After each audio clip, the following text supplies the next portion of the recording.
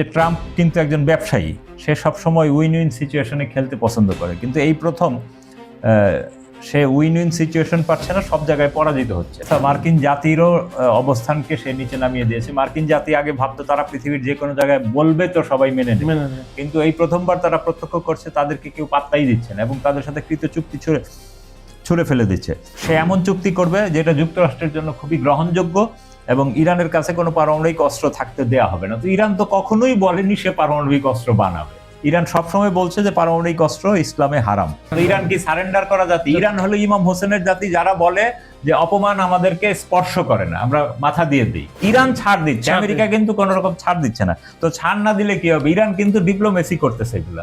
হ্যাঁ, এরপরে ইরানই দেখবেন একটা কড়া ছেঁচা দিবে। হ্যাঁ, তো এখন আমেরিকা সেই ছেঁচা খাওয়ার অপেক্ষায় আছে। ট্রাম্প আবার বলছে যে বোমা বর্ষণ ও সামরিক সংঘাত ছাড়াই যদি একটি ভালো সমঝোতায় পৌঁছানো সম্ভব হয় তবে তিনি ব্যক্তিগতভাবে সবচেয়ে বেশি খুশি হবেন। আচ্ছা, এই সমঝোতা কি? সমঝোতা তো হয় যে আপনার কিছু ছাড় দিব, আমার কিছু ছাড় দিব। আর সে ইরানকে যেই প্রস্তাব দিচ্ছে এটা হলো এক ধরনের পৃথিবীর 4000 বছরের একটা মহান জাতি, ইসলামের পূর্বেও ছিল এবং ইসলাম পরবর্তীতে তারা আরো শানিত হয়েছে, ইসলামের বিকাশ ঘটেছে যে জাতির মাধ্যমে, সেই জাতিকে তারা মাথা নত করতে, মাথা নত না, পূর্ণাঙ্গ আত্মসমর্পণ। তো ইরানি জাতি তো কখনো এটা করবে না।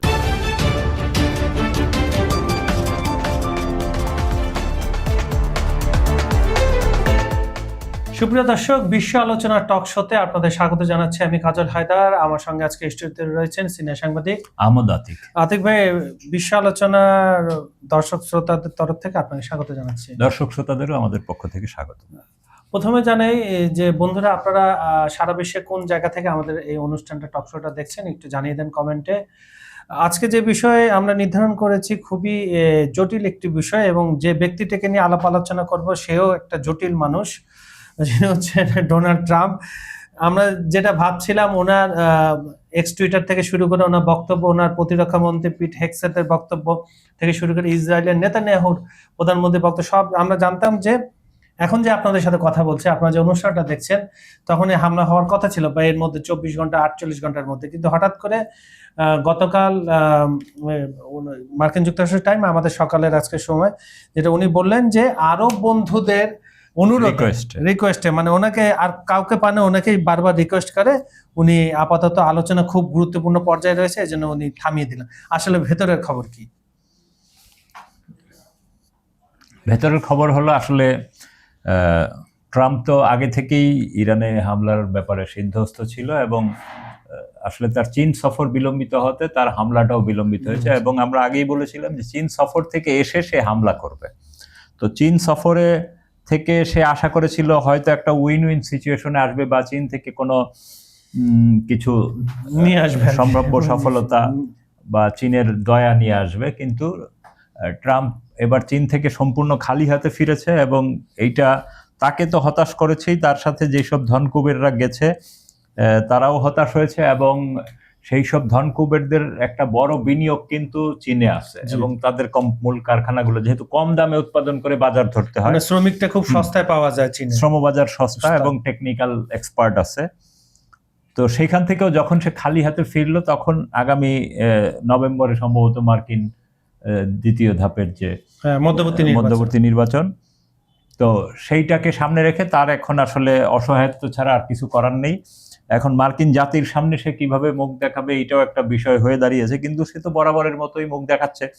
আর আপনারা জানেন যে ট্রাম্প কিন্তু একজন ব্যবসায়ী, সে সবসময় উইন উইন সিচুয়েশনে খেলতে পছন্দ করে, কিন্তু এই প্রথম সে উইন উইন সিচুয়েশন পাচ্ছে না, সব জায়গায় পরাজিত হচ্ছে। মানে ইরানকে বেশি ঘেটে তিনি ইরানকে ঘাটতে গিয়ে সে ইরানেও পরাজিত হয়েছে, সে চীনেও পরাজিত হয়েছে, এমনকি রাশিয়ার সাথেও সে খুব ভালো করতে পারছে না।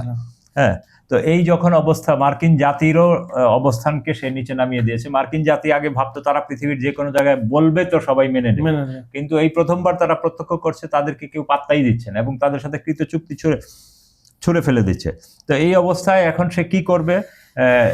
একদিকে ইসরায়েল তার ওয়ার রুমে মিটিং করতেছে, আবার ট্রাম্পও তার মন্ত্রীদের এবং সিআইএ গোয়েন্দা সংস্থা সেনা প্রধান এদের নিয়ে তার ওয়ার রুমে মিটিংয়ে বসেছে। তাদের কাছ থেকে সে হয়তো এমন কিছু বার্তা পেয়েছে যে দেখা যাক কি হয়।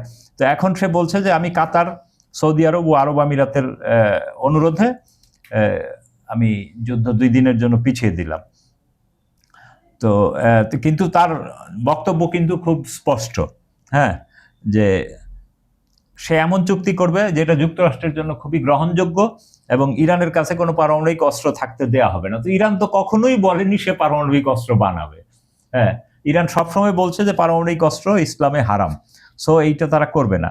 কিন্তু সে বারবার ওই মিথ্যা কথাটাই বিশ্ববাসীর সামনে তুলে ধরে আমাদের মানুষ যেন বোকার মতো অনেকে কয় যে ইরান বুঝি অস্ত্র বানাচ্ছে, এবং সাধারণ মানুষ আসলে উত্তেজিত হয়ে ওঠে এইসব কথাবার্তায়। তো ঠিক মার্কিন যুক্তরাষ্ট্রও একইভাবে মার্কিন জনগণও এইসব কথাবার্তা শুনলে উত্তেজিত হয়ে ওঠে। এবং যদিও ট্রাম্প আবার বলছে যে বোমাবর্ষণ ও সামরিক সংঘাত ছাড়াই যদি একটি ভালো সমঝোতায় পৌঁছানো সম্ভব হয় তবে তিনি ব্যক্তিগতভাবে সবচেয়ে বেশি খুশি হবেন। আচ্ছা, এই সমঝোতা কি? সমঝোতা তো হয় যে আপনার কিছু ছাড় দিব, আমার কিছু ছাড় দিব। আর সে ইরানকে যেই প্রস্তাব দিচ্ছে এটা হলো এক ধরনের পৃথিবীর 4000 বছরের একটা মহান জাতি, ইসলামের পূর্বেও ছিল এবং ইসলাম পরবর্তীতে তারা আরো শানিত হয়েছে, ইসলামের বিকাশ ঘটেছে যে জাতির মাধ্যমে, সেই জাতিকে তারা মাথা নত করতে, মাথা নত না, পূর্ণাঙ্গ আত্মসমর্পণ। তো ইরানি জাতি তো কখনো এটা করবে না। যেমন ট্রাম্প বলছে যে চুক্তির কাছাকাছি মার্কিন ইরানিদের কোনো ছাড় দেব না, পুরো আত্মসমর্পণটাই গ্রহণযোগ্য, আরেক জায়গায় সে বলেছে, হ্যাঁ, এবং কোনোভাবেই তার পরমাণু শক্তি থাকতে পারবে না। তো এর জবাবে ইরানের যে বর্তমান রাহবার, তার যে উপদেষ্টা সাবেক জেনারেল মোহসেন রেজাই, তিনি বলেছেন যে তারা নিজেরাই হামলার সময় দেয় আবার তা বাতিল করে। হ্যাঁ, তো তারা অবাস্তব আশায় থাকছে যে ইরান আত্মসমর্পণ করবে, বরং ইরানের কাছেই তাদের আত্মসমর্পণ করতে হবে। তো এই হলো তার কাউন্টার দিকের ইয়ে। আচ্ছা, আপনি অন্য প্রসঙ্গে যাওয়ার আগে আমি আপনার কাছে দুইটা প্রশ্ন রেখেছি। একটা হচ্ছে, আপনি একটা কথা বললেন যে ট্রাম্প বলেছে 2 দিনের যুদ্ধবিরতি, এই 2 দিন মানে কয়দিন? আরেকটা কথা হচ্ছে, আমার স্পষ্ট কথা, অন্য ইসরায়েলের কাছে যদি পারমাণবিক অস্ত্র থাকতে পারে, যারা সবসময় হামলা করে বিভিন্ন প্রতিবেশীদের, তাহলে ইরানের কাছে থাকলে সমস্যাটা কি? আচ্ছা, এইটা হলো আপনার আন্তর্জাতিক, ইরান কিন্তু সব সময় খেয়াল করবেন, ইরানের উপর আপনি যত কিছুই চাপিয়ে দেন, ডিপ্লোমেসিতে কিন্তু তারা পৃথিবীর সেরা। ইরান সবসময় আন্তর্জাতিক যে পরমাণু শক্তি সংস্থা, তার তত্ত্বাবধানে, তার সমস্ত রুলস এন্ড রেগুলেশন মেনে, এভরিথিং মেনেই সে তার সবকিছু করছে। এবং এই যে শতবার এই আইএই এর প্রতিনিধিরা ইরানের এইসব স্থাপনা পরিদর্শন করছে, তারা কিন্তু কোথাও কোনো রকম সন্দেহমূলক কিছু পায়নি। কিন্তু বরঞ্চ দেখা গেছে আইএই এর যে চিফ বা তাদের যে প্রতিনিধি দল যায়, তার মধ্যে সিআইএ বা মোসাদের লোক ঢুকায় দেয়, এবং পরবর্তীতে সেটা প্রমাণও হয়েছে। তারা সেই সব ভিডিও করে নিয়ে গেছে এবং সেগুলো যখন প্রকাশ করছে তখন বুঝে গেছে যে এটা তারাই করছে। তো আসলে এইটা হলো মূলত, আপনি যেভাবেই ব্যাখ্যা করেন, এটা হলো মুসলিম ভার্সেস খ্রিস্টান লড়াই, মানে ওয়ান কাইন্ড অফ ক্রুসেড। এখনকার মানুষ ভাবে যে যুদ্ধ কিন্তু সবসময় যে অস্ত্র দিয়ে করতে হবে ব্যাপার না, যুদ্ধ হলো বুদ্ধিবৃত্তি দিয়ে করতে হবে, টেকনোলজি দিয়ে করতে হবে, অর্থনীতি দিয়ে করতে হবে, আপনাকে চাপে রাখতে হবে। তো তারা এই যে ইরানকে যে 30,000-এর মতো এমবার্গো দিয়েছে, তো এইটা কি যুদ্ধ না? আপনাকে এই যে আমরা এখন দেখি যে আমাদের পত্রপত্রিকা ছাপায় একটা বাড়িকে চারদিক দিয়ে ঘেরাও রাখছে, ওই ঘরের লোকদের বেরোতে দেয় না, তার শোরেজ লাইনের ময়লা তার বাড়ির মধ্যে, তো ওই ঘরের লোকরা খাবে কি, তার যদি ভাড়াটিয়া থাকে তারা যাতায়াত করবে কেমনি, শিশুরা, অসুস্থরা, এবং ওখানে লোক মারাও যেতে পারে। যুদ্ধ হচ্ছে না, কিন্তু ঘেরাও তো করে রাখছে। ঠিক একইভাবে ইরানকে তারা এরকম এমবার্গো দিয়েছে, ইরানে কোনো ঔষধ আসতে পারে না, হ্যাঁ, রোগীদের, যার ফলে অনেক লোক কিন্তু বিনা চিকিৎসায় মারা যাওয়ার মতো অবস্থা হয়েছিল। পরবর্তীতে ইরান সরকার নিজেদের উদ্যোগে এগুলা মেকআপ করেছে, বরং এটা ইরানকে আরো ডেভেলপ করে দিয়েছে, নিজের পায়ে দাঁড় করাতে। তো এটা মুসলমানদেরকে তারা এটা অর্জন করতে দিবে না। অমুসলিম মানে খ্রিস্টান শক্তি, মানে ওয়ান কাইন্ড অফ ক্রুসেড এটা। আচ্ছা, আমি আপনাকে, যেহেতু আপনি বললেন পাকিস্তান কেন ব্যতিক্রম ক্ষেত্রে, ছোট করে বলেন, আমরা জানতে চাই। পাকিস্তান ব্যতিক্রম এই জন্য যে তখন ভারত বানিয়ে ফেলেছে, আর সেই সময় পাকিস্তান আবার মার্কিন বলয়েছিল, যার ফলে পাকিস্তানকে সে এবং সে সবসময় পাকিস্তান মার্কিনীদের কন্ট্রোল, এই কারণে তারা পাকিস্তানকে ছাড় দিয়েছে, যে পাকিস্তানে আমি যে কোনো সময় যা কিছু করতে পারবো, তারা নিয়ন্ত্রণ করতে পারি, মানে এই কারণে এটা ছাড়। আবার আপনি এদিকে দেখেন ইসরায়েলের ব্যাপারে কিন্তু তার কোনো কোশ্চেন নাই, যেহেতু সে ইহুদি।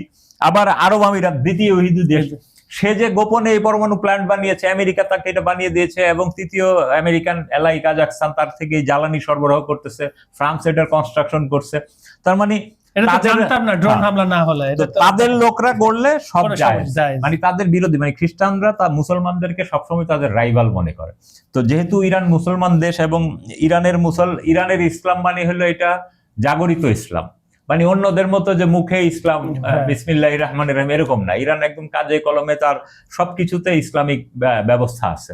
তো এই কারণেই এটা আপনাকে হতে দিবে না। আর 2 দিনের ব্যাপারটা, এটা আসলে ওই যে ভেনিজুয়েলার সাথে যেটা করছে ঠিক একই কাজ, মানে এটা কিন্তু এক ধরনের যুদ্ধ, মনস্তাত্ত্বিক যুদ্ধ। আপনাকে আলোচনা চুক্তি মুক্তি এগুলোর মধ্যে ব্যস্ত রেখে আপনাকে অপ্রস্তুত রেখে ধাম করে অ্যাটাক করবে। ঠিক ইরানেও প্রথমবার কিন্তু এক ধরনের ইরানিরা মোটামুটি রেডি ছিল, হয়তো পূর্ণাঙ্গ রেডি ছিল না, এই কারণে বেশি আক্রমণ করে ফেলছে। ঠিক এখনো তারা ওই একই, কারণ এখন যে তারা যুদ্ধটা শুরু করবে কি দিয়ে শুরু করবে? হ্যাঁ, প্রথমত চীন থেকে ফেরত এসে সে ব্যর্থ, সেইটা কোনোভাবেই করতে পারতেছিল না। তারপর সে বলতে থাকলো যে হ্যাঁ আমরা কিন্তু ইরানে হামলা করবো। হামলার শুরুটা কেমনে করতে হবে? তখন বললো যে ঠিক আছে আমরা হামলা করব, এখন একটা উছিলা লাগবে, তো টাইম ফ্রেমটা 2 দিন পরে। 2 দিন কে বলছে আমাকে? আরব আমিরাত, কাতার, সৌদি আরব এরা বলছে। আমি তো সময় দিয়েছিলাম, তার মধ্যে তো চুক্তি হয়নি।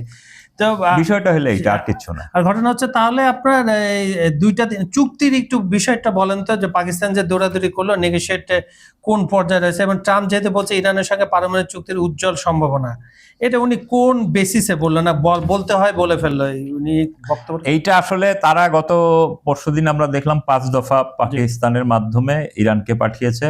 স্বাভাবিকভাবে এই যে 5 দফা, এটা হলো দাসত্বের কোন রকম ক্ষতিপূরণ দিবেন না, আমার সমস্ত পরমাণু ইউরেনিয়াম সমৃদ্ধ আপনাকে দিতে হবে, আমার সমস্ত পরমাণু কেন্দ্র বন্ধ করে দিতে হবে, আমার উপর থেকে একটা চালু, ওইটা চালু রাখা না রাখা কি কথা। এরপরে আমার কোনো টাকা পয়সা ফেরত দিবেন না। হ্যাঁ, তারপরে আবার কোন রকম যুদ্ধবিরতিটা আসলে কিরকম হবে সেইটা বলতেছেন, পরে আলোচনা করে ঠিক করতে হবে। তো এইটা তো এক ধরনের মানে আনকন্ডিশনাল সারেন্ডারের মতো। তো ইরান কি সারেন্ডার করা জাতি? ইরান হলো ইমাম হোসেনের জাতি, যারা বলে যে অপমান আমাদেরকে স্পর্শ করে না, আমরা মাথা দিয়ে দিই। তো সেই অপমান স্পর্শ না করা জাতি কি করে? তো পরবর্তীতে ইরানও আবার এরকম 5টা কাউন্টার পাঠাইছে যে ঠিক আছে কিছু সহনীয়, ইরানের এই ব্যাপারটা আবার তারা ওপেনও করে দিছে। হ্যাঁ, যে কি ঠিক আছে ইরান তার সমৃদ্ধ ইউরেনিয়াম শর্ত সাপেক্ষে রাশিয়ায় পাঠাইতে পারে, নট ইউএসএ। তারপরে তাদের টাকা যে ছাড়ের ব্যাপারে তারা বলছিল যে পুরো টাকা আমাদের যেগুলা ফ্রিজ করে রাখছে এগুলো ছেড়ে দিবা। আচ্ছা, আপাতত সেখান থেকে 25% ছাড়। মানে ইরান ছাড় দিচ্ছে, আমেরিকা কিন্তু কোন রকম ছাড় দিচ্ছে না। তো ছাড় না দিলে কি হবে? ইরান কিন্তু ডিপ্লোমেসি করতেছে এগুলা। হ্যাঁ, এরপরে ইরানই দেখবেন একটা কড়া ছেঁচা দিবে। হ্যাঁ, তো এখন আমেরিকা সেই ছেঁচা খাওয়ার অপেক্ষায় আছে। ইরানেরও হয়তো যুদ্ধে তো আসলে ক্ষয়ক্ষতি, যখন আক্রমণকারী এবং প্রতিরোধকারী উভয় পক্ষেরই ক্ষয়ক্ষতি হয়। হ্যাঁ, এখন এই ক্ষয়ক্ষতি কোথায় নিয়ে যায় সেটা দেখার বিষয়। এবং এইবারের হামলা তো হবে, ধরেন আমেরিকাও যেমন হামলা করবে ইরানে, এবং ইরানও সর্বগ্রাসী একটা পাল্টা হামলা করবে মার্কিন স্বার্থগুলো। আপনারা মনে করেন যে সাগরে যে রণতরী করে আছে, দেশটাগুলো আছে, প্লাস হচ্ছে তো বলে দিছে আরব আমিরাতকে মানচিত্র থেকে মুছে দিবে। শুধু আরব আমিরাত না, একদম ওইখানকার সব দেশগুলো, মার্কিন ঘাঁটি যেগুলো, এই সব জায়গায় মার্কিন বিজনেস, যেমন আপনি দেখেন বিশ্বের সবচেয়ে বড় কোম্পানি সৌদি আরবের আরামকো, আরামকোর 50% এর বেশি শেয়ার হলো আমেরিকান। তো সেইটাতে কিন্তু আমরা দেখেছি এর আগের বার একবার যে পাশের দেশ ইয়েমেনের যে প্রতিরক্ষা যোদ্ধারা, তারা কিন্তু একবার সেই আরামকোতে হামলা করে একদম উইদিন 1 আওয়ারের মধ্যে সারা মানে আরামকোর 50% প্রোডাকশন ক্ষমতা কমায় দিয়েছিল, এবং সেটা ঠিক করতে কিন্তু পরে কয়েক মাস লাগছে। এবং সেই কারণে ইয়েমেনের ওই যোদ্ধাদের সাথে সৌদি আরবের বেশ একটা আপোষ রফাতেও যেতে হয়েছে। এটাই হলো কথা। তো যেহেতু ট্রাম্প বলছে 2 দিন, এখন দেখা যাক বাস্তবতা নিরিখে কোন পর্যায়ে চলে যায় এটা যুদ্ধবিরতিটা। কারণ আমরা ভয় করছি আবার যে কোনো মুহূর্তে এই মধ্যপ্রাচ্যে আবার উত্তপ্ত হতে হবে। তবে বিশ্লেষণ করলে আমরা যেটা করলাম বা আমরা যেটা দেখছি সেটা হচ্ছে, এবারে কিন্তু মার্কিন যুক্তরাষ্ট্র বা ইসরায়েল যৌথ আক্রমণ করলে মধ্যপ্রাচ্যের আসলে ইরান পুরো মানচিত্র এটাই পাল্টে দিবে। এটা তারা সেই 40 দিনের যুদ্ধে কিছু অংশ দেখিয়েছে, এবং যদি আবার এখন হামলা হয়, প্রতি হামলায় ইরান সেটা দেখিয়ে দেবে। এই বলে আজকের বিশ্ব আলোচনা টকশোটা এখানে শেষ করছি। আপনারা আমাদের অনুষ্ঠানটা পুরোপুরি দেখে তারপরে লাইক, শেয়ার আর কমেন্ট করবেন। আর জিওপলিটিক্সের যে কোনো বিষয় যদি জানতে চান, আমাদের একটু কমেন্টে লিখে দেন, আমরা চেষ্টা করবো সেই বিষয়ে আলাপ আলোচনা করার জন্য। পৃথিবীর কোন প্রান্ত থেকে আমাদের এই টকশোটা আপনারা উপভোগ করছেন সেটা একটু লিখে দেন। এই বলে আজকের মতো আমরা বিদায় নিচ্ছি। সবাই ভালো থাকবেন, সুস্থ থাকবেন। ধন্যবাদ সবাইকে।